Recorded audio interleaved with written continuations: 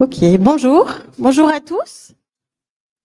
Je vais vous laisser vous installer confortablement. Et d'abord, je suis très, très heureuse de vous voir là si nombreux et surtout venant d'horizons si divers, malgré la concomitance avec un autre discours actuellement qui se tient au MNHN et qui parle vaguement de politique générale. Alors nous, on ne va pas parler politique générale. On va juste parler de ce qui nous réunit tout au long de l'année, de ce qui nous a réunis en 2023, ce qui va nous réunir en 2024. Et en fait, le fait qu'on soit si variés aujourd'hui, ça répond assez à une conviction qu'à la fabrique, que finalement, c'est au croisement de savoir-faire, d'approches et de compétences différentes qu'on arrive à réussir à trouver les voies et le chemin de mise en œuvre de ces transitions urbaines qui sont au cœur de nos préoccupations. Évidemment, on le fait avec un sentiment d'urgence un peu particulier. Je pense que autant jadis, à la fin du XXe siècle, on pouvait se dire que transition urbaine, c'était une amélioration continue, assez sereine, des modes d'habiter en ville, de s'y déplacer, de s'y rencontrer, d'y habiter. Et il se trouve qu'aujourd'hui, évidemment, après les événements qui se sont succédés, climatiques, l'été le plus chaud, l'année la plus chaude, des événements violents, mais aussi dernièrement des événements qui, lentement et de façon sournoise, ont submergé le nord de la France, des événements qui sont côtiers, montagnards, ultramarins, des événements qui sont quasi tous à nos portes, qui intéressent autant, évidemment, les penseurs de la ville, les bâtisseurs, mais que les assureurs et évidemment que les pouvoirs publics qui doivent composer avec cette nouvelle donnée d'entrée.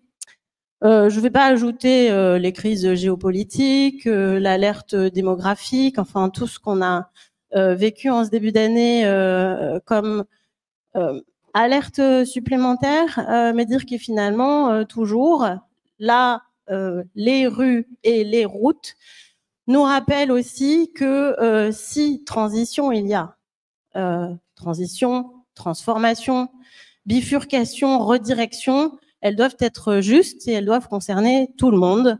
Je crois que c'est aussi ce dont on doit toujours avoir conscience.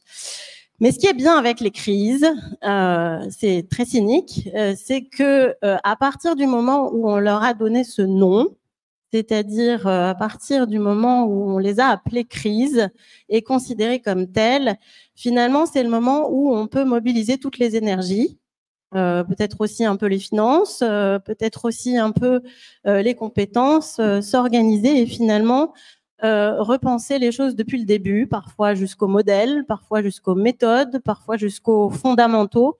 Et au fond, c'est ce qu'on peut commencer à faire aujourd'hui.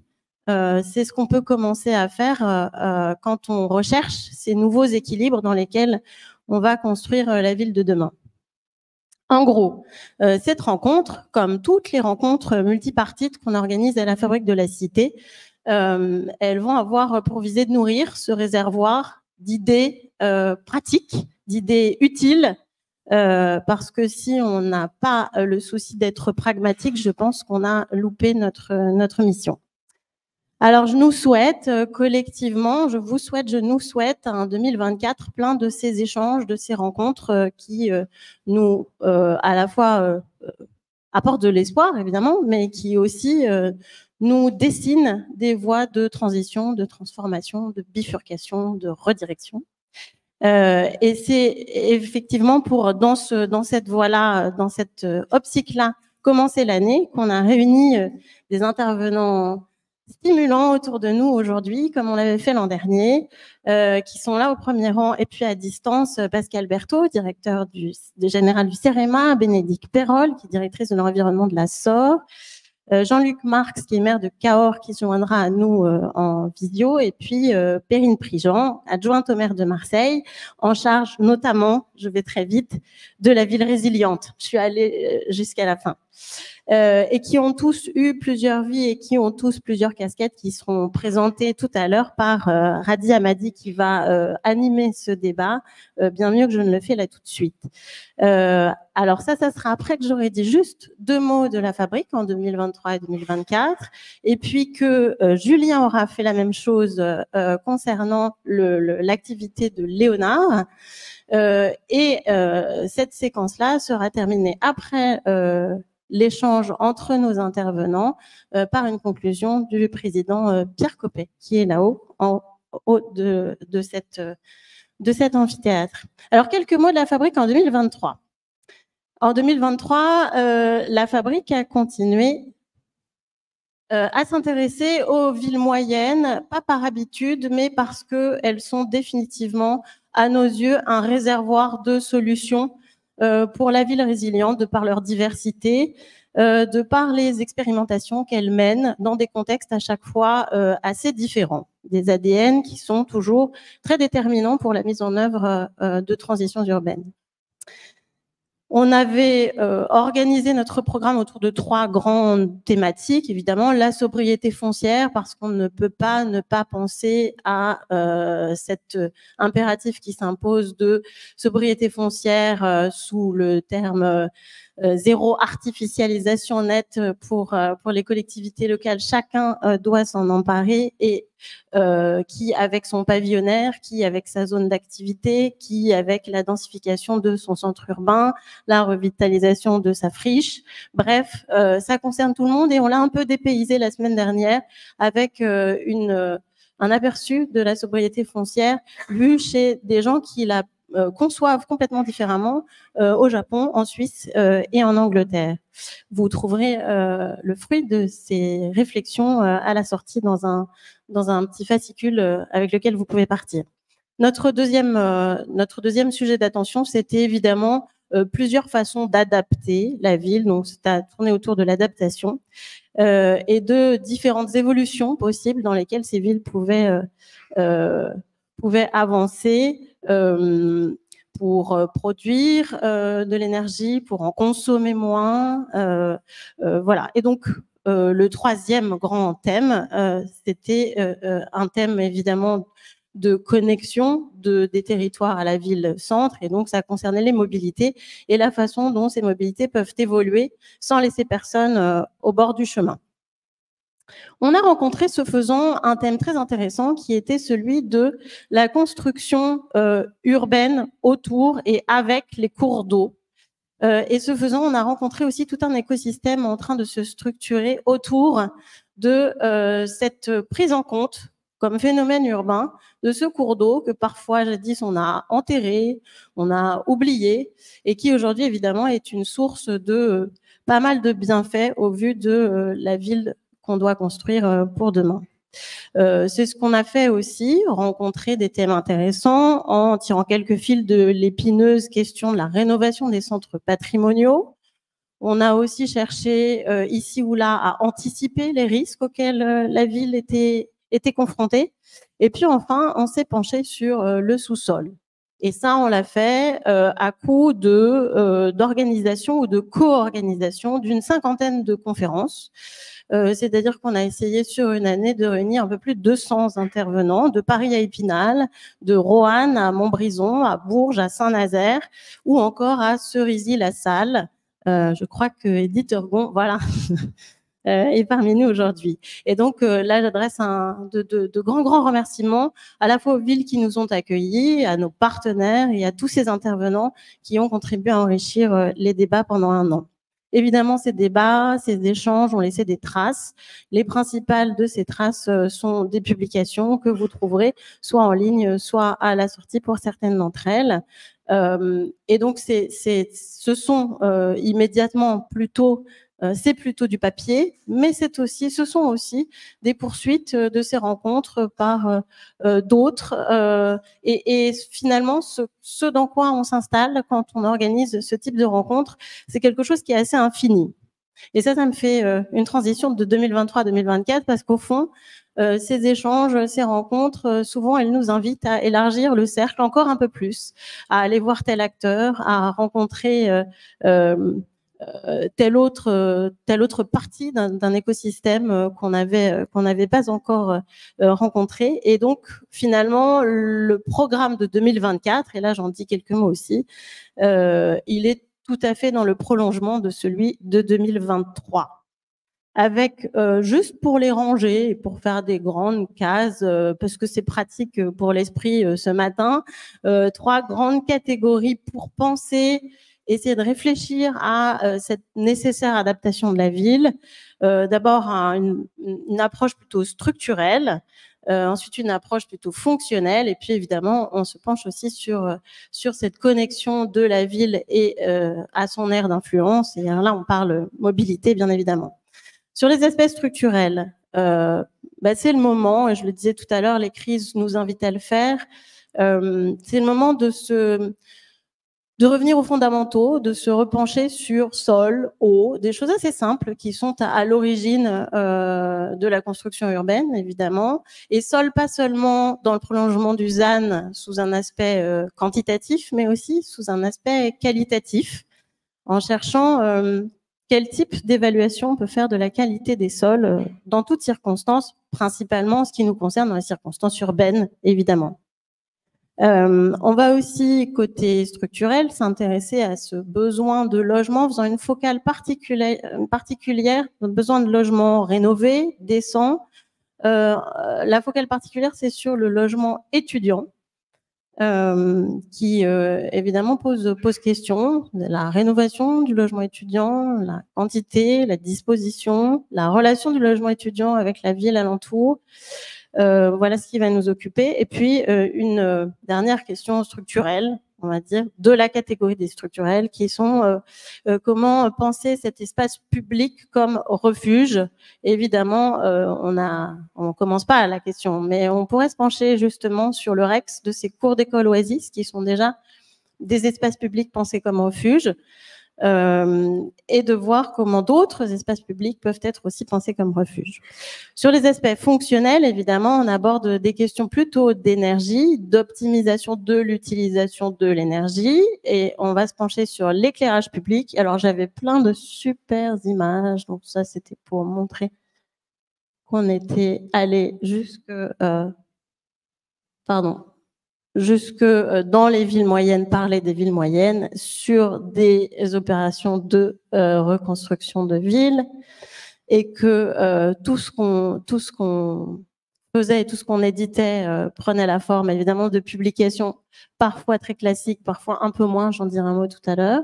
Et voilà, donc ça c'était juste pour la photo éclairage public, qui va être un des sujets sur lesquels on va travailler en 2024. Connaître déjà les consommations, savoir voilà comment les collectivités qui n'ont pas encore transformé leur éclairage public pourraient le faire, pourquoi ne l'ont-elles pas fait, voilà, où sont les freins, et puis se poser la question de cette optimisation qui finalement semblerait assez facile, qui a tous les atours d'un quick win, en fait n'en est pas un pour l'instant, et donc comment on traite cette question. Et puis se poser la question aussi de la même façon de la connaissance qu'on a du patrimoine bâti public aujourd'hui, et de la façon dont on peut là aussi maîtriser mieux l'énergie qu'il consomme, la connaître mieux. Ceci nous amène sur le chemin des données urbaines, de celles dont disposent les collectivités territoriales, de celles dont elles peuvent se servir au quotidien, de celles qu'il est plus difficile à utiliser, et ça sera un troisième sujet de l'ordre du fonctionnel. Et puis des questions, et j'en finis là, relatives à la connexion de ces territoires à leurs aires d'influence. Évidemment, on pose la question d'un point de vue social, comment peut-on faire autrement aujourd'hui de l'accès égal à terme de l'ensemble des riverains des grandes agglomérations, des habitants des villes dans les sphères d'influence des grandes agglomérations, mais de la connexion des villes entre elles et de ces équilibres que la mobilité, en fait, aujourd'hui, une mobilité qui doit se transformer, qui doit se décarboner, qui doit être zéro émission rapidement, comment elle peut rester accessible à tous et comment elle n'est pas synonyme de privation de liberté. Voilà, tous ces sujets d'études, ils sont ouverts. On va les afficher sur le site de la Fabrique. Évidemment, les contributions, les suggestions seront toutes les bienvenues, mais on se met à l'étude. L'équipe de la Fabrique qui n'avait pas démérité en 2023 s'est remontée les manches pour 2024 et on attend bien entendu toutes vos propositions et vos suggestions. Merci beaucoup. Je vais passer la parole à Julien.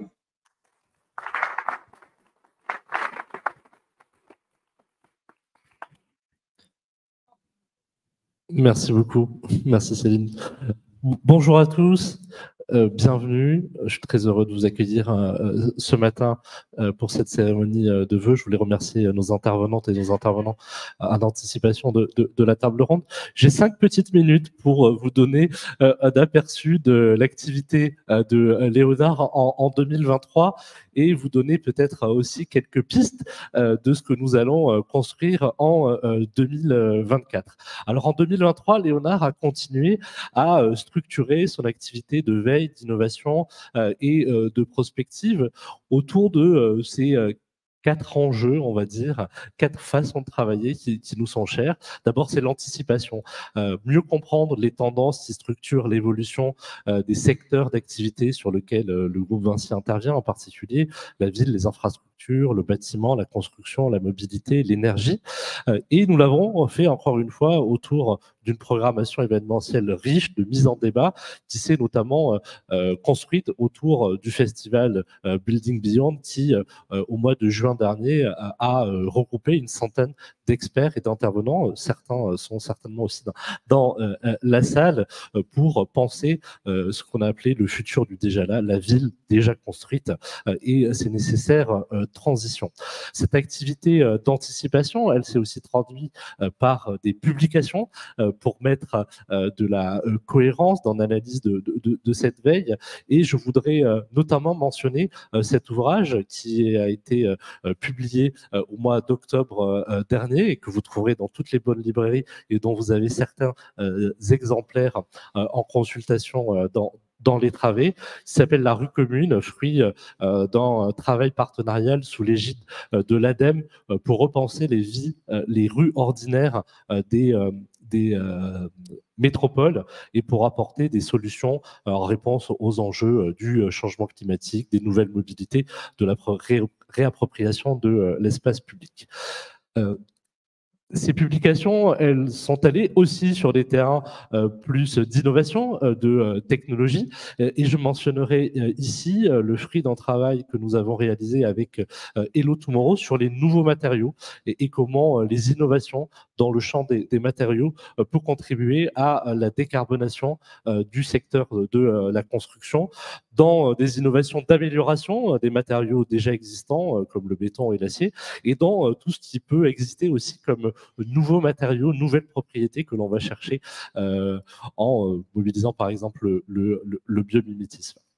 L'autre enjeu de Léonard, après l'anticipation, c'est de l'innovation, c'est d'apporter des solutions en réponse à ces différents enjeux, qu'elles soient issues de collaborateurs ou d'entités opérationnelles de Vinci, ou qu'elles soient portées par des innovateurs à l'extérieur du groupe. Il me paraît important d'avoir cet équilibre.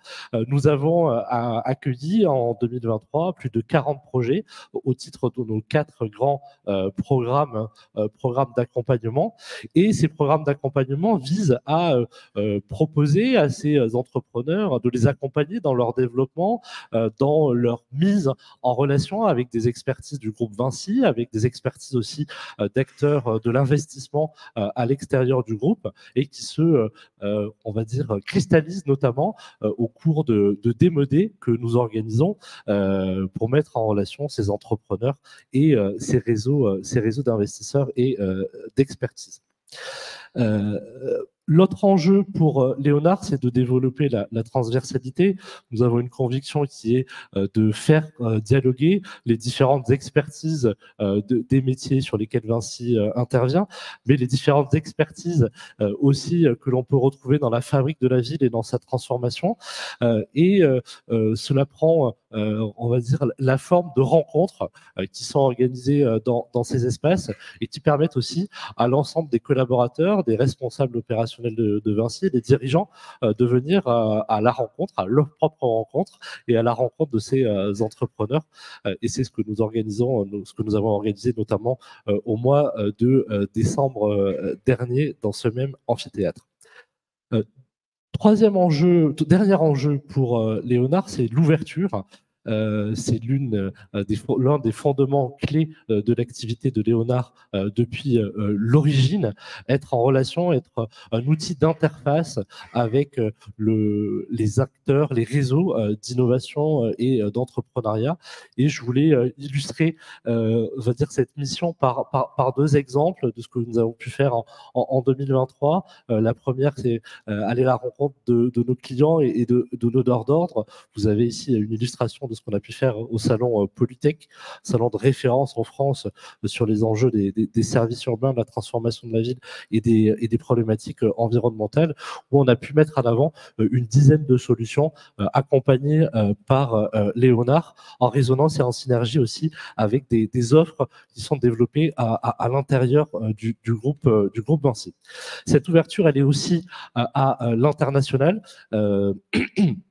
Le monde entier est une scène et l'enjeu de Vinci, c'est aussi d'aller acquérir de marchés à l'international, et nous y contribuons humblement, on va dire, sur ces sujets, en allant recruter les meilleures startups à l'échelle internationale, en construisant des partenariats avec les acteurs des chaînes de valeur de Vinci. Et je voudrais donner ici l'illustration de la plus grande startup, la plus grande compétition de startups dans le secteur de la construction que nous organisons aux côtés de 9 autres partenaires de l'industrie de la construction, et dont la finale s'est déroulée au mois de novembre dernier aux États-Unis, et qui a donné dans le trio de tête une startup française. Donc c'est aussi une façon de mettre en avant à l'échelle internationale ce qui se passe sur notre territoire.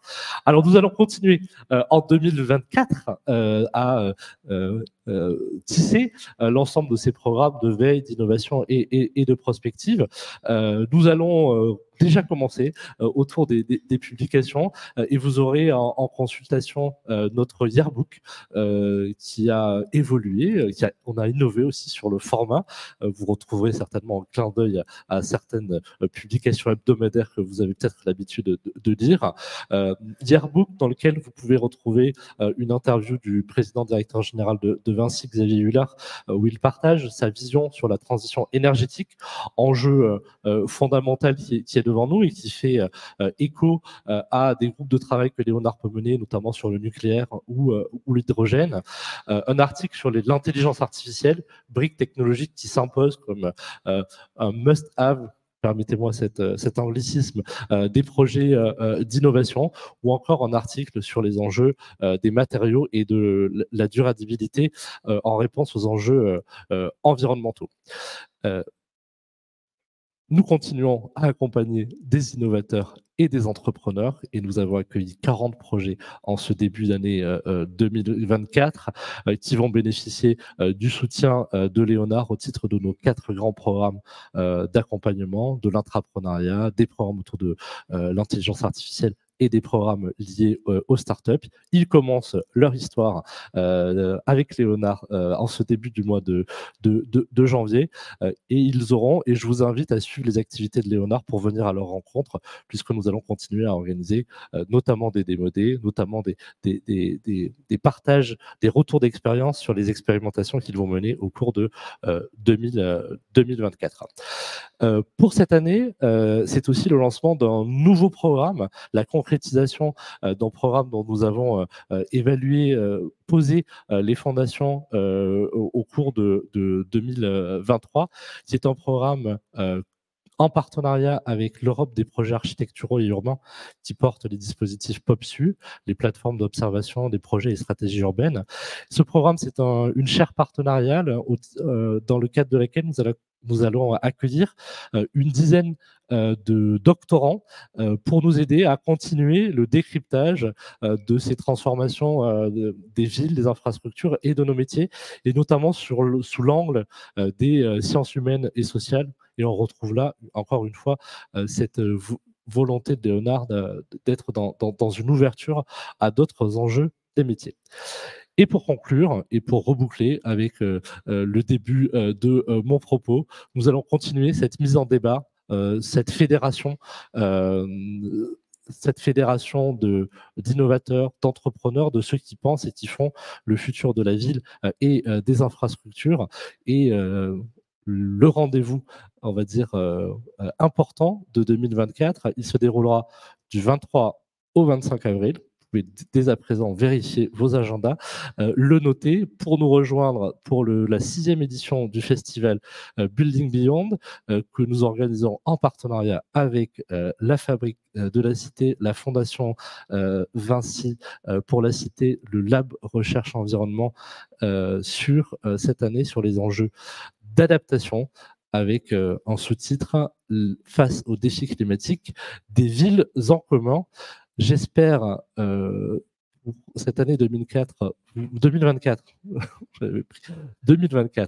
vous retrouvez nombreux ici lors de nos différents événements pour contribuer à la réussite de l'ensemble de ces événements, de ces mises en débat, de ces analyses de tendances, mais aussi des solutions que nous portons en réponse aux enjeux dont nous partageons tous, me semble-t-il, l'impérieuse nécessité d'apporter des réponses concrètes au plus près des enjeux à la fois des territoires et des sociétés dans lesquelles nous nous inscrivons. Merci à tous et je vous souhaite une excellente année 2024 et surtout une excellente table ronde. Et j'accueille Razi Hamadi tout de suite, qui va être le maître de cérémonie de cette table ronde. Merci encore une fois de ta présence et de ton animation de ces échanges qui vont être, j'en suis sûr, très riches. Merci à vous tous. Eh bien, merci à toi, cher Julien, pour, avec nos amis de la Fabrique, ce rappel à la fois sur l'actualité récente, mais de quelle façon et de quelle manière, en toute cohérence et en pertinence, elle permet de poser les jalons pour l'avenir, et y compris le temps long, l'urgence et le temps long, la quadrature peut-être non pas du cercle, mais de celui du temps, lorsqu'on décide d'aborder la problématique de l'adaptation sans renoncement. S'adapter sans renoncer, problématique et thématique a fortiori d'actualité au regard de la crise du monde agricole, continuer à produire et à nourrir tout en sauvegardant la planète. Produire plus, mais jusqu'à quand? Comment aussi produire mieux? On voit qu'en filigrane de l'actualité urbaine, de la transition de nos territoires, cette problématique s'oppose, un défi à relever pour l'ensemble des décideurs de nos territoires, de nos communautés, de nos régions et départements, pour le pays dans son ensemble. S'adapter sans renoncer pour aborder cet échange de fond dans le cadre de cette cérémonie de vœux commune à Léonard et à la Fabrique de la Cité, évidemment. Avec nous, pour commencer, Jean-Luc Marx, maire de Cahors, qui est en ligne. Jean-Luc Marx, qui évidemment s'excuse parce que jusqu'à hier, fin de matinée, il était des nôtres, et les blocages et l'actualité dont je parlais pour introduire justement cette étape de cette cérémonie de vœux l'empêchent d'être des nôtres. Thierry, vous nous entendez bien, monsieur le maire ? Je vous entends très bien, pour ma part. Est-ce que vous m'entendez également? Non seulement on vous entend et on vous voit tous. Alors, je ne sais pas si vous nous voyez vous voir, parce que c'est assez impressionnant quand même. Et en tout cas, merci d'être des nôtres dans les circonstances toutes particulières que nous avons pu évoquer hier. À nos côtés aussi, et pour nous rejoindre, Perrine Prigent, une amie de ce beau lieu, une amie de ces thématiques, une amie évidemment de Léonard et de la Fabrique de la Cité, adjointe au maire de Marseille. Tu peux, s'il te plaît, nous rejoindre. C'est un plaisir aussi de t'avoir à nos côtés. Perrine Prigent, on a des annonces à faire avec vous, mais on aura l'occasion d'y revenir. Mais je dis ça, c'est juste un petit teasing, parce que c'est la première fois que vous allez en parler ici. Ça concerne Marseille et ça concerne les problématiques auxquelles on s'adonne au quotidien. Bénédicte Perrol, vous êtes la directrice de l'environnement de la SOR, ex-parlementaire, on peut le dire aussi, Madame la députée, donc. Vous êtes la bienvenue. On verra aussi comment, du point de vue de l'opérateur privé, cette problématique se pose. Et puis, bien évidemment, on ne le présente plus, Pascal Berthaud, le directeur général du CEREMA. Pascal, c'est un vrai plaisir. Là encore, on a préparé avec vous tous, avec Jean-Luc Marx, évidemment, cette discussion et ce débat. Et donc, s'adapter sans renoncer, au-delà de la punchline, comme on dit chez les jeunes, voyons ce qui se cache derrière et comment, dans la réalité du quotidien, les élus, les organismes de l'État, techniques et d'expertise, les entreprises s'adaptent et ne renoncent pas. Pour commencer, avec nous, Jean-Luc Marx, maire de Cahors. On pourrait aborder avec vous bien des sujets, et c'est ce que nous allons faire. De l'éclairage public sur lequel vous avez été plus qu'innovant, en améliorant évidemment l'efficience et l'efficacité énergétique sans renoncer à illuminer les rues de Cahors, mais pas seulement, avec un axe fort aussi sur la renaturation, un axe de mobilisation de vos équipes très important en lien avec la région Occitanie. Et tout de suite, cette problématique, évidemment, vous a parlé et vous vouliez nous en parler. Nous sommes heureux, au nom de la Fabrique de la Cité et de Léonard, de vous avoir parmi nous. On reviendra aussi avec vous avec d'autres thématiques peut-être dans un deuxième temps, puisque qui parle d'adaptation parle de temps long, qui parle de ne pas renoncer souvent face à l'urgence. Vous avez créé une commission du temps long avec un mode de portage démocratique très original sur lequel nous aurons l'occasion de revenir.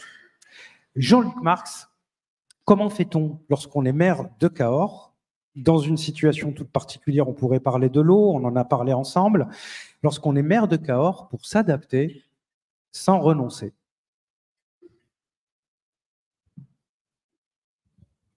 Alors là, Thierry Marx, monsieur le maire, on ne vous entend plus. Est-ce que vous m'entendez cette fois-ci? C'est bon. Est-ce que vous m'entendez, s'il vous plaît? On vous entend parfaitement. Parfait. Je commencerai peut-être par saluer, si vous le permettez, l'ensemble des personnes nombreuses qui sont là et par, à mon tour, émettre les vifs regrets qui sont les miens de ne pas pouvoir être physiquement présent avec vous. Je m'en faisais une joie et bien, on va dire, l'actualité sociale en a décidé autrement. L'ensemble des sujets que vous avez évoqués, des questionnements que vous évoquez, je les rattache peut-être aussi au thème que Cécile Acharian évoquait tout à l'heure, interpelle la ville de Cahors de façon intégrale, dirais-je. J'essaierai dans un premier temps, et vous m'arrêterez ou vous me demanderez de compléter si vous le souhaitez, de répondre à votre questionnement sur éclairage et renaturation. C'est vrai qu'à l'échelle d'une ville d'équilibre, de taille modeste, qu'est Cahors, tout le monde ne le sait peut-être pas, 20 000 habitants dans la ville et 45 000 dans l'agglomération, l'éclairage est un vrai sujet et nous avons investi, et ces investissements viennent de se terminer, 3 millions d'euros pour changer 4 000 ampoules, pour faire simple. Mais en réalité, c'est un peu plus complexe puisqu'il ne suffisait pas de passer au LED pour faire des économies significatives. Nous avons également régulé d'une toute autre façon l'éclairage public, en réduisant d'ailleurs et l'amplitude et la géographie.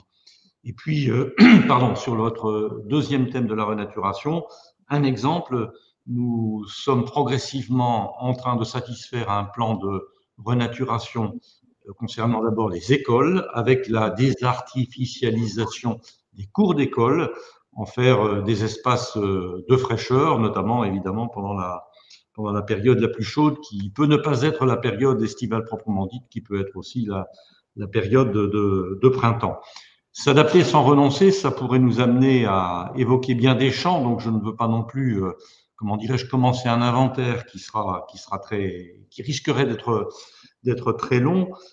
Je dirais que, je le formulerai un peu d'une autre façon, la transition écologique et énergétique concerne tous les pans de l'activité municipale et communautaire, quels que soient les sujets en termes de fonctionnement de nos services, en termes d'accueil et d'accompagnement des entreprises, en termes de mobilité. Nous travaillons sur voies vertes, déplacements vélo, autant de sujets qui permettent, je crois en tout cas, de s'adapter sans renoncer. Puis, faut-il que j'embraye sur la commission du temps long ou préférez-vous qu'on en reste un peu sur les sujets que je viens d'évoquer ? Bien, cher Jean-Luc Marx, je vous propose qu'on revienne sur cette notion de temps, peut-être dans un second temps, sans jeu de mots. Du temps au temps, d'ailleurs, un très bel ouvrage qui a été publié récemment par le patron d'AG2R, La Mondiale, je vous le conseille, puisqu'on parle de temps. Bel ouvrage. On y reviendra ensuite, Jean-Luc Marx, mais peut-être avant de passer la parole à Pascal Berthaud, vous évoquiez aussi, cher Jean-Luc Marx, la notion de stabilité et finalement de lisibilité pour les décideurs publics. Notamment, on a parlé du ZAN. Vous disiez, nous, on est prêts à s'adapter et à ne pas renoncer, mais il faut que la complexité et les changements en cours nous permettent quand même d'avoir de la lisibilité et de ne pas finalement avoir des situations où on nous dit qu'il faut se préparer pour quelque chose qui a lieu en 10, 15, 20 ans et quelque part le rythme de modification du cadre dans lequel vous évoluez, lui, se fait tous les 2-3 ans.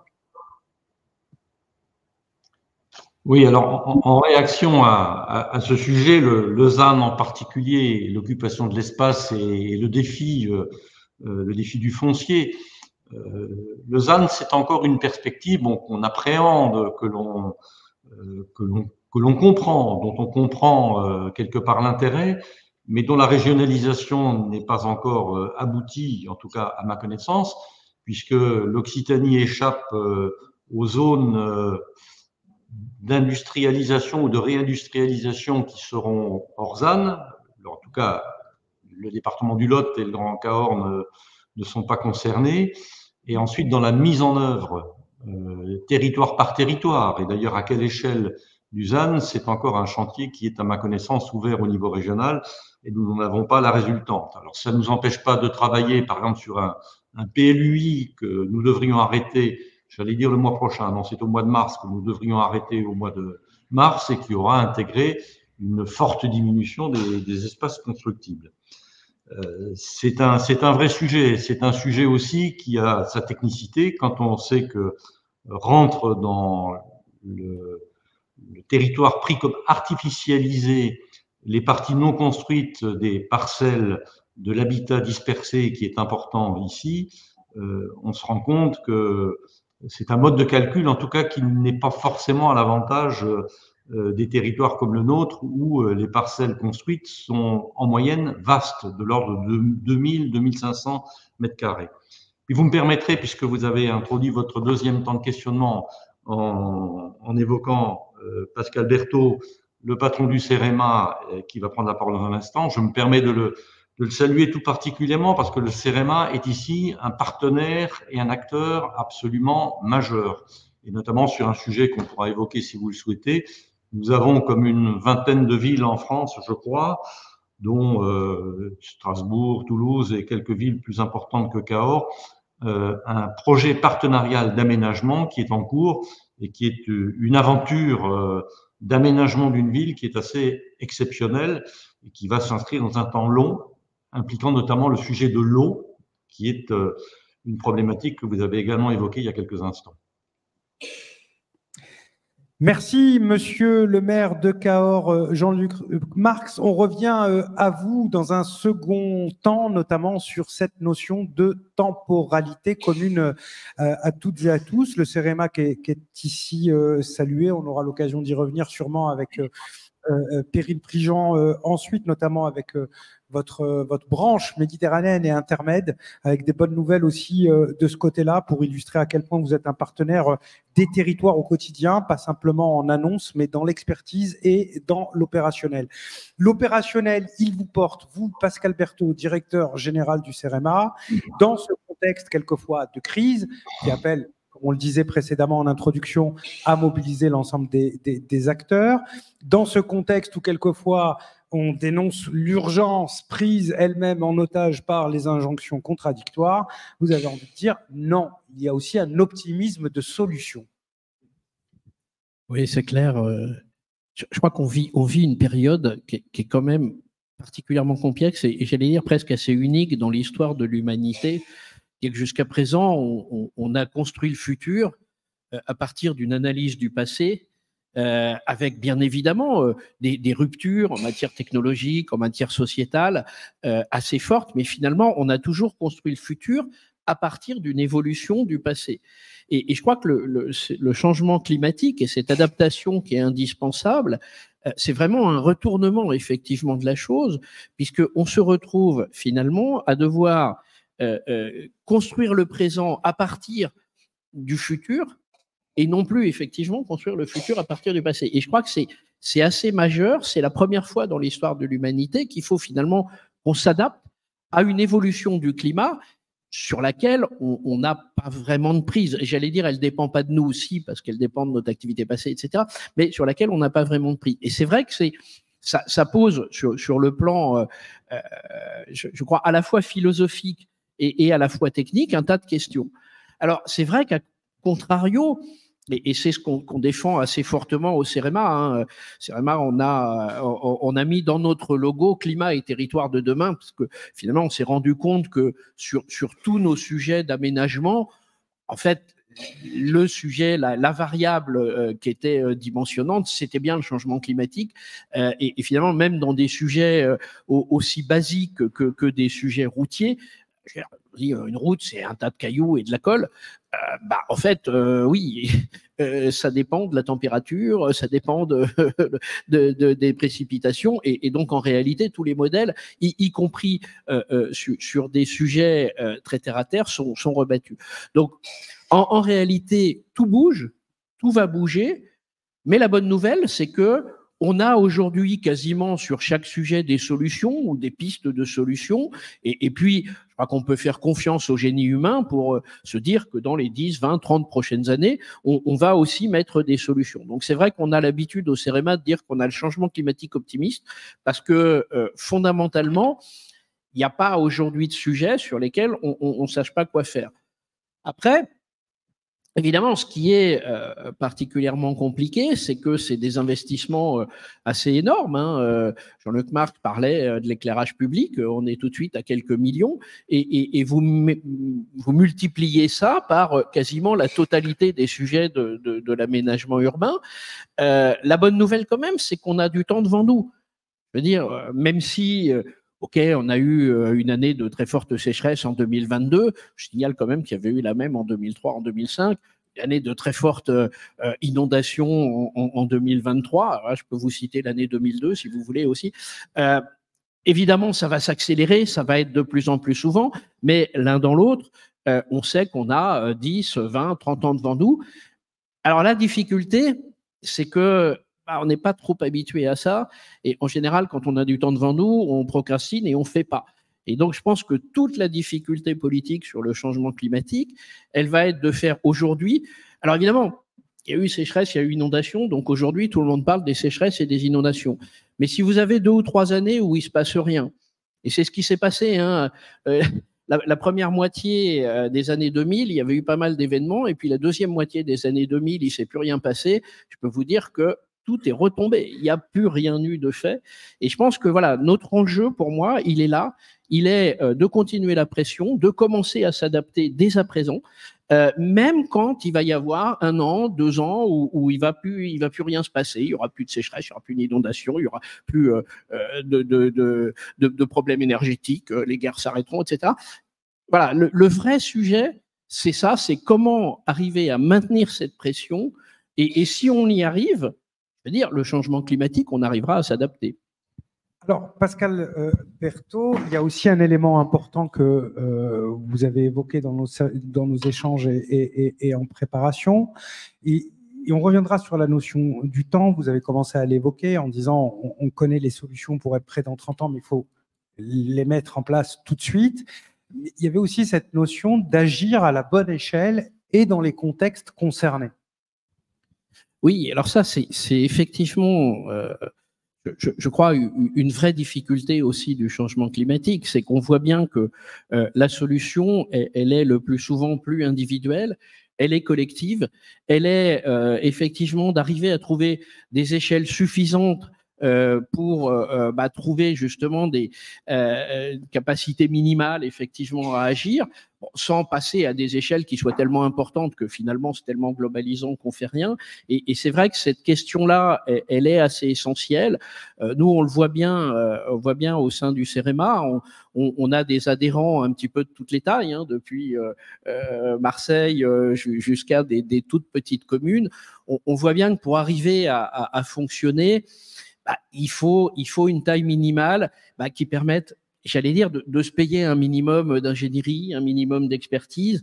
C'est vrai que nous, typiquement au CEREMA, en dessous de 10-15 000 habitants, c'est compliqué. C'est compliqué parce que la collectivité a pas, la plupart du temps, pas du tout de structure. Et c'est vrai que vous avez beau avoir une expertise très pointue, etc. Si dans l'entité qui doit agir, vous n'avez pas un minimum de réceptacles justement pour valoriser cette expertise et bâtir les projets, en fait, il ne se passe pas grand-chose. C'est vrai que moi, je suis extraordinairement admiratif d'un maire d'une petite commune ou d'une maire de petite commune de 1000 habitants qui a un secrétaire de mairie à mi-temps et absolument les mêmes problèmes à traiter que dans la ville de Marseille. Et ça, il faut qu'on arrive à upgrader ce truc-là, parce que comment voulez-vous faire, quoi? Comment voulez-vous faire? Merci, merci Pascal. Vous parliez de gouvernance. La dernière fois qu'on s'est vu, vous n'étiez pas adjointe, chère Perrine. Vous l'êtes. Donc, une capacité aussi que vous revendiquez à juste titre d'avoir une capacité à être dans l'exécution plus que lorsqu'on est simple conseiller municipal ou conseiller municipal délégué, notamment sur ces sujets qui vous tiennent à cœur.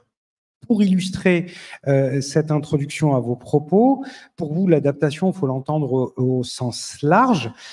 Les enjeux d'urbanisme tactique et l'expérimentation n'ont de sens dès lors qu'ils ne sont pas élaborés en chambre, mais bien dans la réalité vécue et au contact de ceux qui sont censés soit les subir, soit les faire vivre. Aujourd'hui, c'est une mobilisation importante à l'échelle du quartier et de la transition de l'espace public à Marseille que vous impulsez pour s'adapter sans renoncer. Perrine Prigent, la parole est à vous. Je vous remercie. Effectivement, je suis passée adjointe. C'est lié à tout un fonctionnement qu'on est en train de travailler, puisque alors, Marseille, on a des problématiques quand même assez particulières. Et notamment sur des questions de compétences. Par exemple, à la ville de Marseille, même si je suis adjointe sur des questions d'amélioration de l'espace public, ce n'est pas la ville de Marseille qui est compétente pour faire les travaux, mais la métropole Aix-Marseille-Provence. Donc, on a des jeux d'aller-retour pour bien calibrer l'intervention publique et l'utilisation des deniers publics. C'est un enjeu en soi, on y travaille énormément, on en reparlera tout à l'heure. Intervenir à la bonne échelle, c'est effectivement positionner l'action là où les gens en ont besoin, les habitants, les usagers de nos territoires, qui en maîtrisent l'usage qui sont aussi des experts et qui vont nous permettre de positionner le curseur. Évidemment, on ne fera jamais 100% de personnes qui vont adhérer à nos projets, mais la prise de conscience n'est pas que du côté des élus, n'est pas que du côté des acteurs de la fabrique de la ville, mais elle est du côté de tout le monde. Et quand elle n'est pas suffisamment là, notre rôle est également aussi d'augmenter cette prise de conscience pour pouvoir agir ensemble. Donc, agir à la bonne échelle pour l'adaptation sans renoncer, c'est aussi porter un certain discours d'inclusion, parce que les personnes qui vont être les plus touchées, les plus rapidement touchées par ça, sont souvent les catégories sociales populaires, voire les personnes qui sont en difficulté. Donc, sont aussi des questions de santé publique auxquelles on doit tous s'attaquer. Et la réponse, évidemment, n'est jamais simple.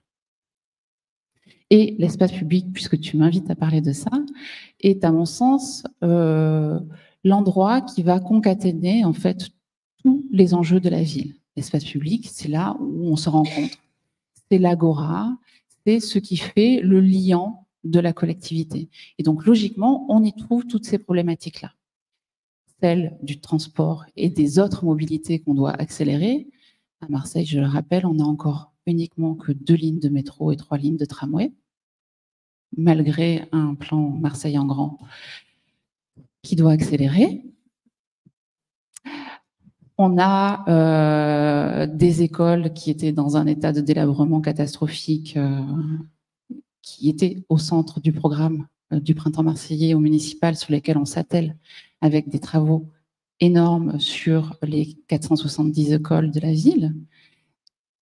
On intègre les cours oasis, on intègre les transformations. Évidemment, l'espace public est un lieu refuge. Il l'est encore plus sur des territoires comme la ville de Marseille, parce que, 2 choses, la ville de Marseille connaît un climat qui va vous arriver. Et donc, on a intérêt à être un expérimentateur pour tout le reste de la France, clairement. Il y a quelques jours, en Espagne, il faisait 30 degrés. À Marseille, il faisait 25 degrés. Au mois de janvier. C'est extraordinaire. Pas positivement, évidemment, bien sûr. Donc, Marseille est un lieu sur lequel on doit expérimenter, on doit embarquer tout le monde. C'est tout un chapelet, en fait, d'intervenants qu'on doit mobiliser pour adapter, sans renoncer, mais en inventant autre chose. Merci, merci Perrine. On y reviendra. L'occasion de saluer aussi peut-être nos amis de la rue commune, parce que c'est vrai que dans l'invention, et on aura l'occasion d'y revenir ensuite sur justement l'annonce que vous devez faire ici, l'invention et la réinvention de l'existant, hein, notamment lorsqu'on parle de Marseille, on parle aussi par exemple d'aérologie et de à quel point cette ville, il y a des centaines d'années, a été construite en étudiant ce qu'étaient les courants d'air pour réfléchir la ville, pour rafraîchir la ville, et quelquefois réfléchir aussi, et chose qui quelquefois a été oubliée, et je sais que vous travaillez sur ce point. Pour finir ce premier tour de parole, mais aussi pour conclure le second temps d'intervention, Bénédicte Pérol, directrice de l'environnement à la SOR, d'autant plus intéressant que on va passer à la question de l'eau.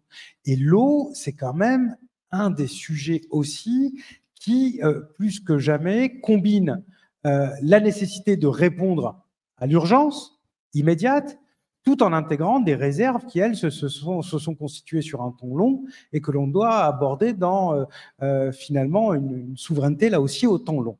Alors, plusieurs choses. Chez vous, aujourd'hui, au quotidien, ça veut dire quoi, concrètement, hein, s'adapter sans renoncer. Et 2, se pose aussi, aujourd'hui, de plus en plus, la question, dans cette transition, permettant de s'adapter sans renoncer, aux transitions qui nécessitent aussi un coût. Et ce coût, vous allez peut-être aussi nous en parler et voir quels sont les... Vous avez aussi beaucoup travaillé en tant que parlementaire sur ces sujets-là. Alors peut-être une toute petite précision, je suis directrice de la responsabilité sociale de l'entreprise. Donc ça veut dire que je n'ai pas en charge dans mon périmètre que l'environnement, et c'est d'autant plus intéressant parce que Madame la directrice, vous parliez d'une transition juste, et donc c'est important de tout mettre ensemble parce que dans mon périmètre, quand on fait des offres aux collectivités territoriales et qu'il y a des demandes dans cette partie RSE, on s'adresse aux clients fragiles, par exemple, des territoires, comment on fait face à ces vulnérabilités-là. Donc, juste pour préciser que c'est les droits humains aussi sur l'ensemble de notre chaîne de valeur, c'est tout ça. Alors, comment une entreprise comme SOR s'adapte au changement climatique et comment ça l'affecte? En premier lieu, eh bien, en fait, c'est simple, ça affecte son business model, tout simplement, puisque, en fait, aujourd'hui, on vend aux collectivités. C'est vrai que notre business model est basé sur la vente de volume d'eau. Et aujourd'hui, on a une profonde volonté de se transformer parce que ça fait partie de nos indicateurs phares, d'ailleurs, qu'on a indexé à notre performance financière parce qu'on a émis un Sustainable Linked Bond. Vous savez, c'est les prêts indexés sur l'atteinte d'objectifs. Et parmi ces objectifs, il y a le fait de diminuer le prélèvement d'eau par abonné. Donc, tout ça, derrière cet objectif-là, c'est des actions concrètement, alors qu'on ne mène pas tout seul, parce que nous, nos partenaires, c'est bien évidemment les collectivités territoriales. On leur fait des propositions, ils ont leur propre inclusion sur leur territoire, et donc il faut qu'on a plein de dispositifs. Ça peut passer par, on a des dispositifs tels que le Conso Action, on a des dispositifs digitaux, avec une société notamment qui s'appelle Imagéo pour pouvoir prédire dans l'avenir, entre 5 et 90 jours, qu'est-ce qui va se passer et accompagner les collectivités territoriales dans l'information, dans l'action aussi, pour pouvoir économiser l'eau. Il y a tous les dispositifs également de réutilisation des eaux usées, n'est pas bien partout, il faut faire attention parce qu'on en parle beaucoup, mais ça peut faire sens dans certains endroits. Il faut savoir que la réutilisation, nous, l'eau qui sort de nos stations d'épuration, on la remet dans le milieu naturel. Donc, on alimente le grand cycle de l'eau. Et ça vient en maintien, ce qu'on appelle le maintien d'étiage. Les agriculteurs connaissent bien ça, puisque c'est d'actualité. Donc, il ne faut pas faire n'importe quoi. Tout ça, ça doit être pensé d'un point de vue environnemental. Et donc, moi, c'est mon rôle, c'est de bien évidemment regarder toutes ces adaptations, mais que ces adaptations ne soient pas des maladaptations, qui est un nouveau terme maintenant qui vient sur le devant de la scène. C'est s'adapter, mais sans mal s'adapter. C'est très, très, très important. Et puisqu'on est sur une table ronde, je me permettrai juste, sur ce sujet d'adaptation, de réagir juste à quelques propos où vous évoquez les années 2000, où il y avait déjà des phénomènes climatiques importants, et que finalement, il suffit d'une ou deux années où il pleut et puis on oublie ce qui se passe ensuite. Je pense qu'on n'a plus le droit d'avoir ce genre de discours parce que depuis les années 2000, il y a quand même les travaux du GIEC. Et sur justement la question de l'adaptation, une entreprise comme SOR, pour pouvoir s'adapter, on est en train d'y travailler. Je suis en train de mettre en place une stratégie d'adaptation globale pour le groupe au changement climatique. Et ça veut dire quoi? Ça veut dire qu'on est en train de regarder, grâce au scénario du GIEC, dans un scénario plus 1,5 degré, plus 2 degrés, plus 4 degrés, qu'est-ce qui va se passer pour nos infrastructures? Qu'est-ce qui va se passer pour nos canalisations? Qu'est-ce qui va se passer pour des infrastructures de potabilisation et de stations d'épuration dans des villes comme Marseille, par exemple, parce qu'on est en bord de mer et donc elles sont d'autant plus affectées. Il y a eu des cas encore récemment, plutôt du côté du bassin d'Arcachon, où du fait des eaux pluviales, les stations d'épuration n'étaient pas en capacité d'absorber toutes ces eaux à traiter finalement, et donc il y a eu des mécanismes de pollution. Donc c'est tout ça qu'on regarde. Donc c'est à la fois stratégique, c'est extrêmement opérationnel parce que c'est nos infrastructures qui vont être impactées, nos stations encore une fois, de potabilisation, nos STEP, nos stations d'épuration. Et puis derrière, c'est les cours d'eau de manière générale et l'eau dans sa globalité, l'eau rivière, l'eau océan quand on est en bord de mer. Et donc, on essaye de s'adapter très généralement et de produire des actions, et y compris, c'est pas que de l'infrastructure, c'est de l'humain, parce que derrière, on a des collaborateurs, nous, qui sont sur le terrain, et l'adaptation, il faut jamais oublier que ça commence par nos collaborateurs. On est très implanté en Bretagne. Les premiers qui ont été confrontés à finalement, on est déjà dans l'adaptation au changement climatique parce qu'on répond à des crises présentes. Il a fallu très vite que nos personnels sur le terrain, et ils l'ont très bien fait. D'ailleurs, dans ces périodes-là, on parle beaucoup d'électricité, mais on parle peu de nos acteurs de l'eau et de nos opérationnels qui sont sur le terrain pour faire face à ces cas problématiques. On est aussi présent, on fait en sorte que nos stations, elles continuent à fonctionner, que les que les personnes aient de l'eau potable au robinet et que aussi on continue à traiter les eaux usées. Et sur la question du financement, pour pouvoir être complète sur votre question, moi j'ai été l'initiatrice, effectivement, quand j'étais parlementaire, de ce qu'on appelle du budget vert français. Donc en fait, ce qu'on est venu faire, c'est que on passe au scanner. C'est comme si on passait le budget de l'État au scanner et qu'on venait regarder l'impact des dépenses publiques sur 6 axes environnementaux, dont l'adaptation au changement climatique. Et c'est vrai que quand on regarde les financements de l'État sur la partie atténuation versus, donc atténuation, c'est je diminue mes émissions de CO2, hein, si je simplifie, versus l'adaptation, l'atteinte à la biodiversité, etc. L'adaptation, c'est 14% à peu près des financements de l'État. Donc, c'est pas grand-chose par rapport à la partie atténuation, parce qu'on a mis le paquet pendant des années sur le sujet. Là, l'adaptation, le ministre de la Transition écologique, j'ai vu annoncer que 2024 serait l'année de l'adaptation.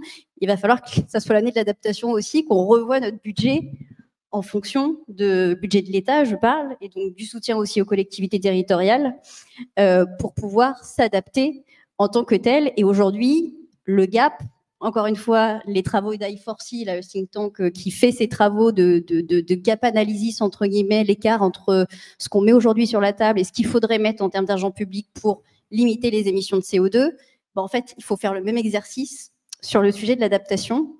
Et on voit que je pense qu'on n'y est pas du tout. Donc, il va falloir derrière trouver des solutions. Merci Bénédicte Peyrol, et une vraie ligne là de pertinence sur la répartition des efforts et des moyens sur ce qui concerne l'adaptation et la réparation.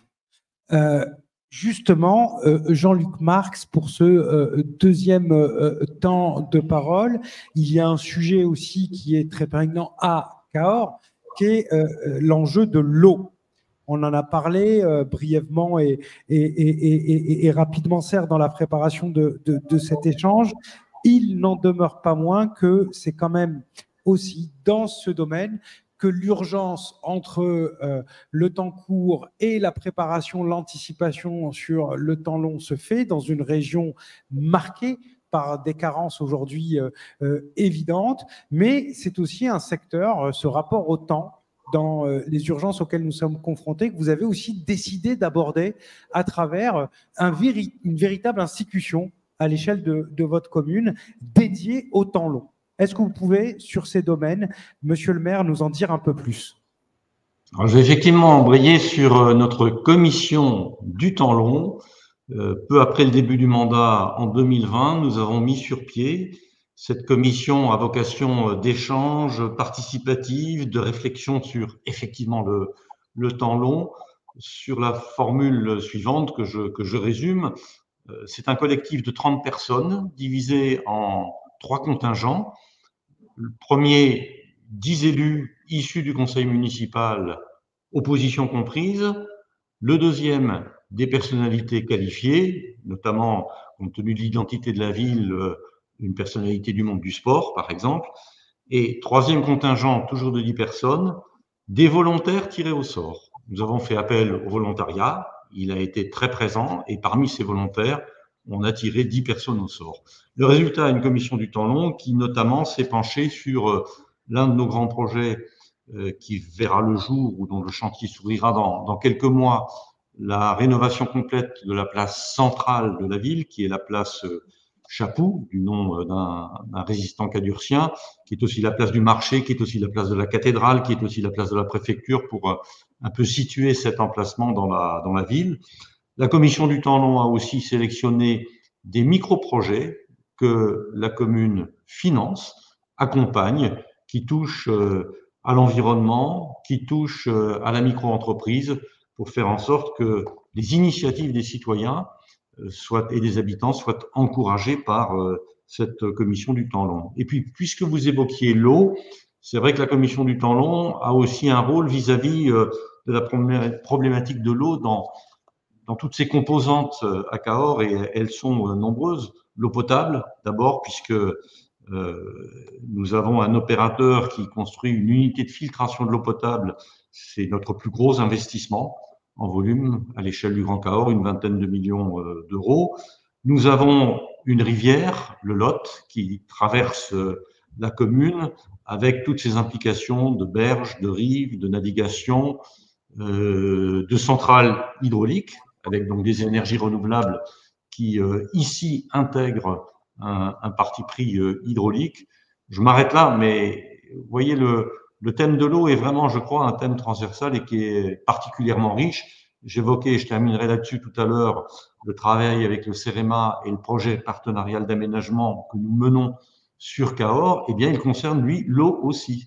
Nous avons ici, dans le Lot, à Cahors, un peu notre Bièvre à nous, ce cours d'eau de la région parisienne qui avait été, pour l'essentiel, busé et recouvert. Eh bien, ici, il s'appelle le Bartasec et il est pour autant une source de préoccupation puisqu'il peut provoquer des inondations très, très graves, très importantes, ce qui a déjà été le cas dans le passé. Voilà, notre commission du temps long, ici, a fort à faire et c'est un point d'appui intéressant pour la gouvernance du territoire. Merci Jean-Luc Marx, merci pour votre disponibilité malgré une situation particulière pour le pays, encore plus aux alentours, aux abords et dans les rues de Cahors. Merci pour votre éclairage, merci pour votre témoignage. On va le faire en sens inverse cette fois-ci. Perrine Prigent, pour vous, concilier justement l'urgence du temps court, l'urgence du temps long, l'adaptation sans le renoncement, ben ça nécessite aussi d'avoir à un moment donné des bases solides du point de vue des convictions, des bases solides à travers les mots qu'on emploie, des bases solides du point de vue de l'expertise pour éviter d'ailleurs ce qu'on appelle les maladaptations.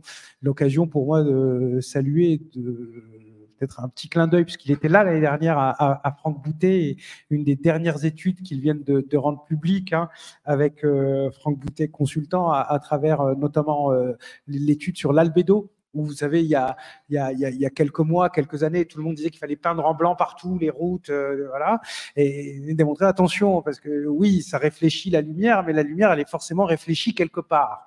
Donc, en fonction de l'angle de ce qui est peint, ben, vous pouvez réchauffer l'immeuble qui est en face. Et ça, c'est peut-être pas forcément l'intérêt de l'albégo. Donc, plutôt être sur la notion de damier et de l'anti-albégo sur certaines zones. Bref, une illustration et une salutation pour notre ami Franck Boutet. Franck Boutet, c'est aussi rue commune. Rue commune, c'est les espaces publics. Les espaces publics, Perrine Prigent. Et partir sur des bases saines et posées. Effectivement, pour pouvoir intervenir dans les enjeux d'adaptation, il faut poser ces bases. Ces bases, on les a eues en forme de constat avec une étude qui a été faite pour l'évolution du centre-ville, qui nous a permis d'avoir des chiffres très simples. Avant canicule, en 2017, mesure des températures au sol, dans le cœur de Marseille, 60 degrés.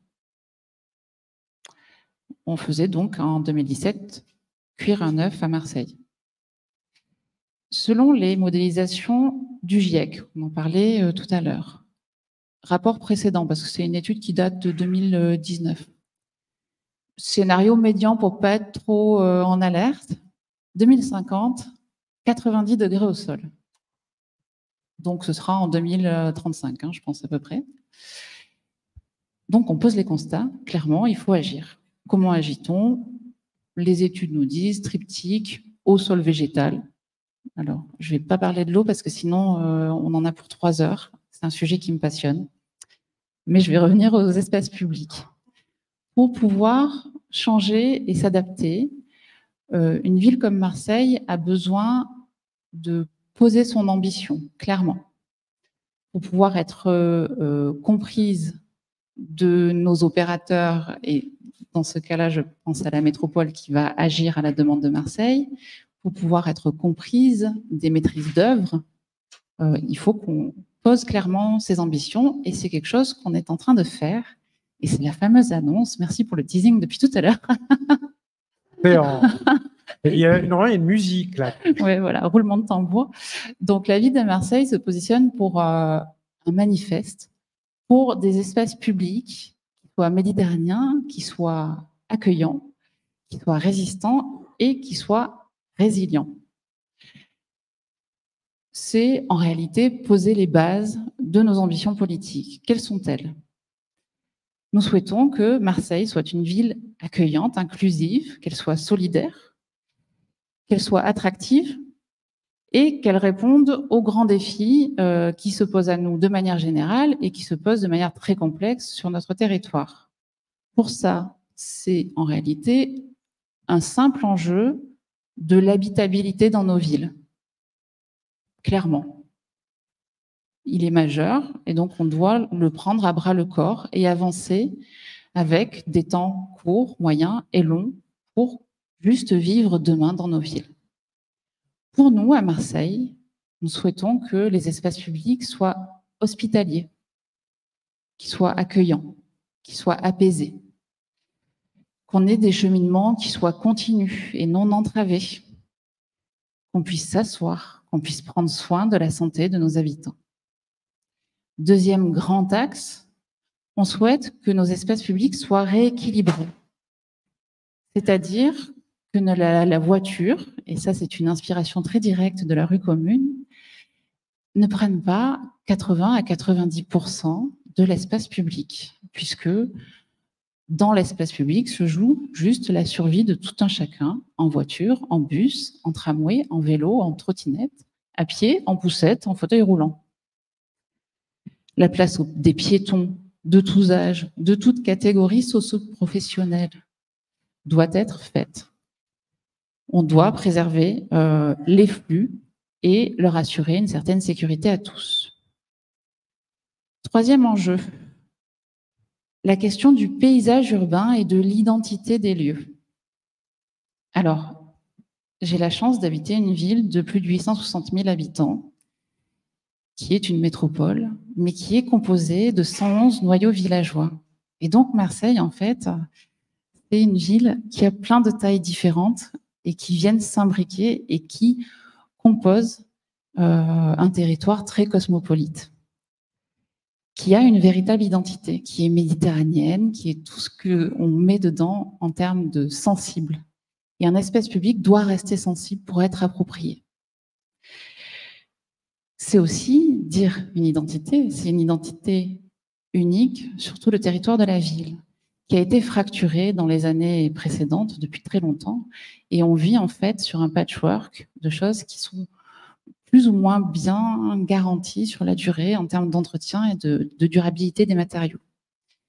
Mais c'est aussi une ambition de parcours de fraîcheur, puisque si l'on veut changer la pratique de la ville, on doit pouvoir la pratiquer confortablement dans toutes les saisons.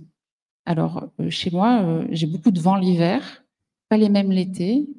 Donc, on a des situations d'inconfort. On a du soleil, on a de la chance d'avoir beaucoup de soleil toute l'année, mais des situations très inconfortables l'été. Effectivement, la question de la présence du végétal et de l'eau dans la ville est quelque chose d'essentiel. Et enfin, la nécessité d'agir avec une cohérence. On ne va pas faire des projets, livrer des choses neuves, réouvrir 3 mois après pour avoir des projets qui se dégradent à vitesse grand V. C'est toute la question de la mobilisation de l'argent public sur la durée. On parlait tout à l'heure des questions des financements, des enjeux qui se posent aux collectivités territoriales qui ont des problèmes d'équilibre économique, comme tout le monde le sait. Et donc, la question de réfléchir à l'investissement sur la durée est essentielle. Et je finirai par un tout petit mot sur la question de la méthode que nous souhaitons voir évidemment changer du tout au tout, avec une place centrale de la co-construction avec nos habitants, mais avec tous les partenaires. Et c'est ça qui va aussi nous permettre de décliner et de mettre en opérationnalité ces grands principes, ces grandes ambitions de ce manifeste pour les espaces publics marseillais.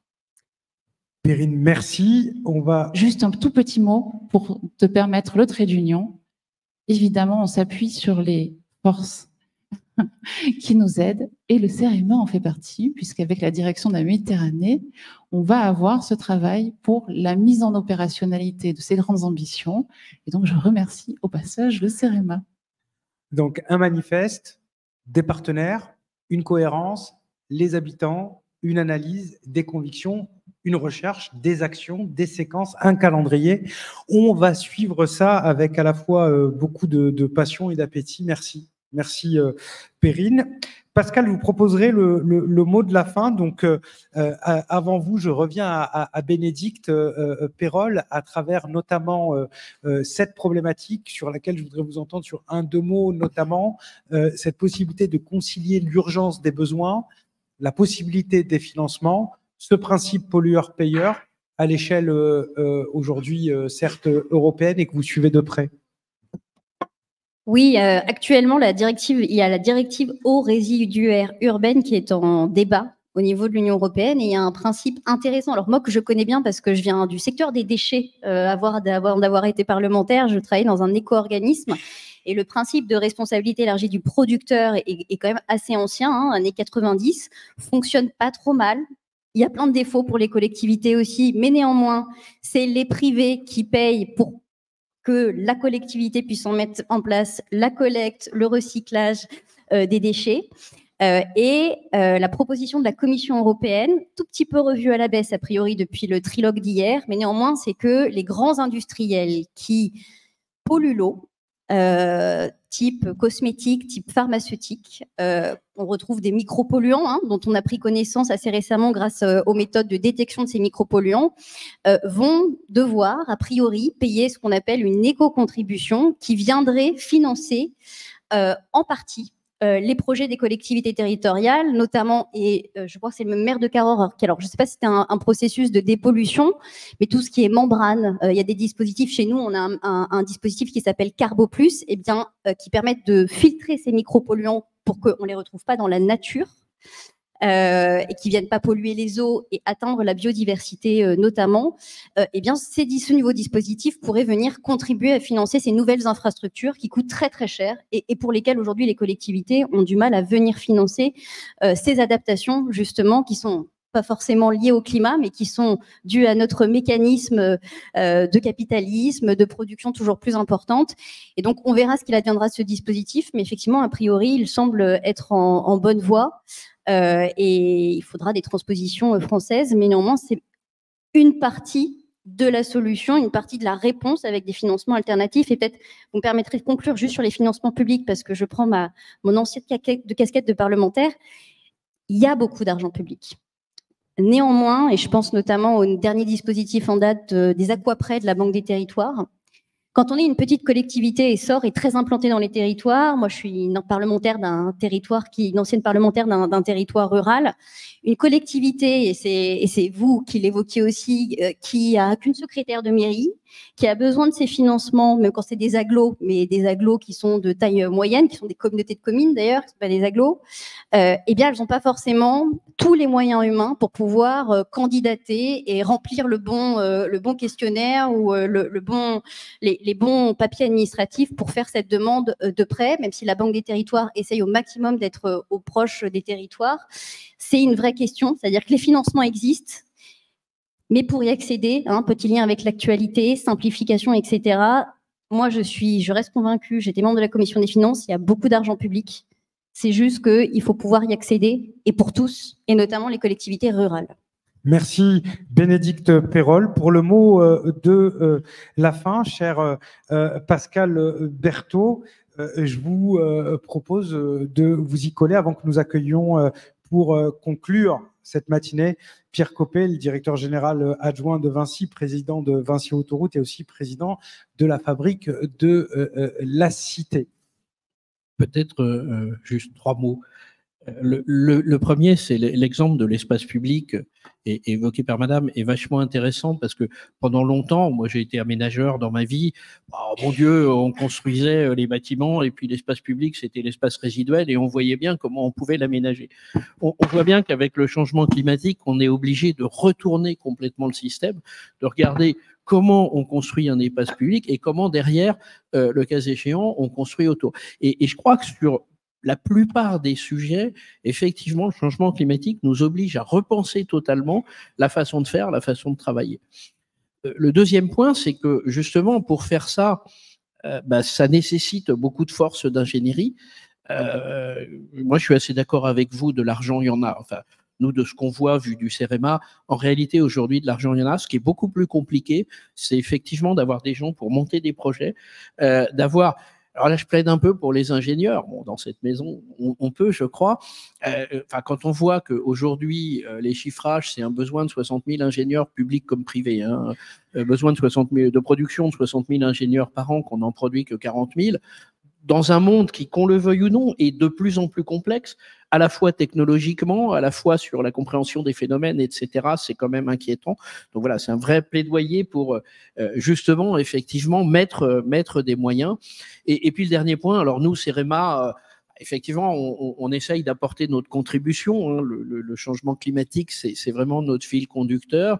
Et on vient de lancer, là, auprès de nos adhérents, un appel à candidature, si j'ose dire, pour trouver au moins 25 territoires qui aient envie de travailler justement sur c'est quoi mon territoire à plus 4 degrés et comment je fais pour m'y préparer. Et c'est pour nous une façon un peu essentielle de travailler, c'est-à-dire qu'on peut faire toutes les études théoriques qu'on veut, on peut faire un tas de choses et il faut le faire. Mais derrière, à la sortie, chaque territoire est particulier. Les solutions, on voit bien qu'elles sont à chaque fois individuelles, adaptées sur chaque territoire. Et donc, on va travailler assez fortement là-dessus avec cette idée justement d'avoir un certain nombre d'exemples et puis de pouvoir les faire essaimer. Encore une fois, l'adaptation, nous, on est persuadés que c'est un énorme challenge, mais qu'on est tout à fait capable de le relever, à condition, effectivement, assez vite que tout le monde s'y mette. Et je crois que c'est vraiment notre enjeu collectif pour les prochaines années. Merci, monsieur le directeur général. C'était un plaisir de tous vous entendre et vous écouter dans ce cadre.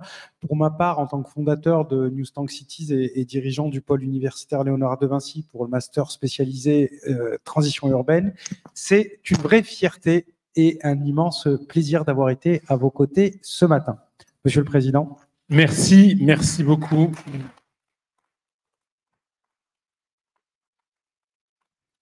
Alors, après autant d'échanges brillants et après autant de percées dialectiques, après autant de discours percutants, en inscrivant mes pas dans ceux de Julien Villalongue et de Céline Acharian, avant que le maire de Cahors ne nous quitte, je voudrais remercier d'abord tous les participants, tous les usual suspects de Léonard, les partenaires de la fabrique, ceux qui sont présents dans cette salle, ceux qui nous suivent à distance et ceux qui n'ont pas pu venir.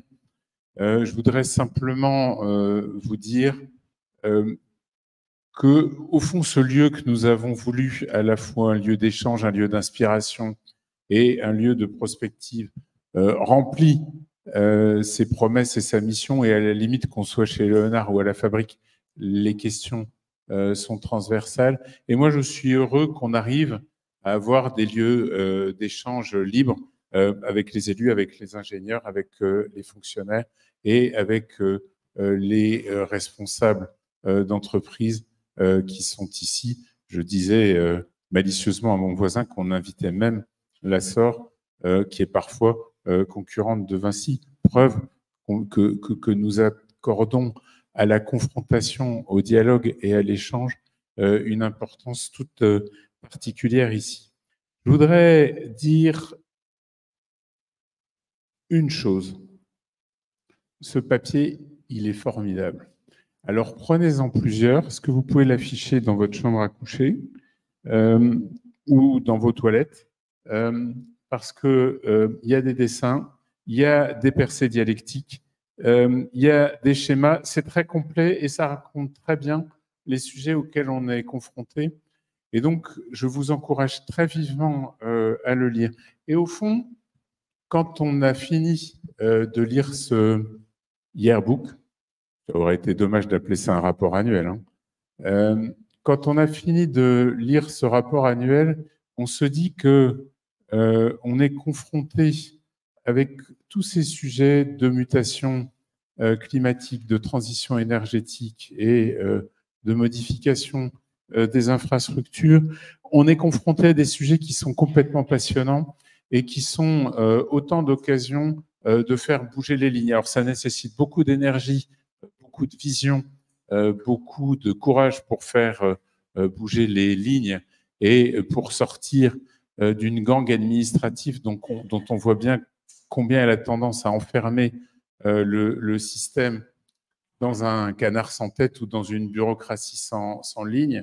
Mais en même temps, l'urgence climatique et la nécessité qui s'impose à nous sont des moteurs formidables et des moteurs passionnants. Et on sent bien qu'à la fois dans nos capacités d'entreprendre, dans nos capacités de réflexion prospective ou dans nos terrains d'échange entre nous, il y a matière à des évolutions et à des transformations absolument passionnantes. Donc je veux voir dans ces tendances des raisons d'optimisme et dans nos capacités à les challenger ensemble, une formidable dynamique commune. Je voudrais, pour finir, dire un mot de la diversité de cette assemblée et me réjouir de ce que, au cours de l'année dernière, on ait eu tant d'occasions de changer le regard, de confronter des points de vue et de travailler. J'ai une petite pensée particulière pour le colloque de Cerisy, ma chère Edith, qui a été un moment quasi monacal de réflexion sur l'avenir de la route, mais qui a été un point de départ très, très important. Je cite ce point parce que c'était aussi notre confrontation à notre propre capacité à prendre le temps et à prendre le temps de l'immersion, de la réflexion et de sortir du chaudron pour penser et réfléchir ensemble. Je voulais également me réjouir de ce que des sujets aussi prospectifs que les mobilités prennent sous cette voûte, sous cette voûte transparente aujourd'hui des élans nouveaux et que nous ayons avec Marie et avec toute l'équipe qui travaille sur ces sujets ouvert de nouveaux chantiers à côté de ceux qui ont été abondamment énumérés par Céline et par Julien. Voilà ce que je voulais vous dire. Je me suis demandé comment je pourrais finir. Et dans cette période de troubles ruraux ou agricoles, j'ai choisi de me référer au plus parisien des poètes en vous souhaitant d'être heureux, ne serait-ce que pour donner l'exemple. Bonne année à tous.